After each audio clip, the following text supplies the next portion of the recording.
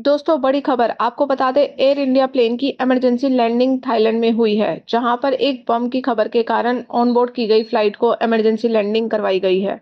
जो जानकारी मिल रही है उसके मुताबिक थाईलैंड के अंदर फोकट से ये फ्लाइट उड़ी थी।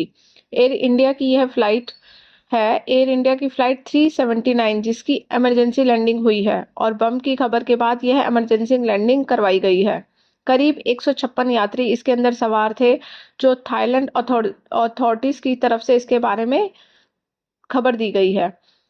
इसकी पुष्टि हुई है कि इमरजेंसी लैंडिंग हुई है और यह विमान जो भारत के लिए यानी दिल्ली के लिए इस विमान ने टेक ऑफ किया था और उसके बाद जैसे ही खबर मिली इसे वापस ले लिया गया।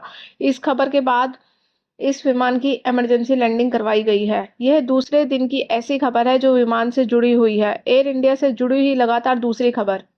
इसके बाद में जो लगातार इस चीज की आशंकाएं जताई जा रही हैं, कहीं कोई सैबोटाइज एंगल तो नहीं है। जाहिर तौर पर जो भारतीय एजेंसी है वो इस मामले की जांच कर रही होंगी, क्योंकि इस समय में इस तमाम जांच के बीच में किसी भी एंगल को इस समय रूल आउट नहीं किया जा सकता। लेकिन थाईलैंड के अंदर जो इस समय भारतीय पर्यटक है वो बड़ी संख्या में है, क्योंकि भारतीय पर्यटक बड़ी संख्या में थाईलैंड के अंदर जाते हैं और काफी कॉमन और काफी पॉपुलर फ्लाइट है एयर इंडिया की।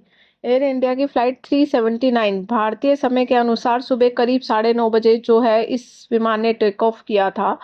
उसके थोड़ी ही देर बाद जो आप स्क्रीन पर देख रहे हैं, विमान ने टेक ऑफ करने के बाद में ही एक लूप लिया है। लूप लेने का मतलब होता है कि विमान को जैसे ही इस बारे में जानकारी मिली कि विमान में खतरा हो सकता है या जो स्टेटमेंट आया है उसके मुताबिक यह जानकारी थाई अथॉरिटीज को मिली, उसके बाद विमान को कंट्रोल ने कांटेक्ट किया और उसके बाद इस विमान की इमरजेंसी लैंडिंग हुई है।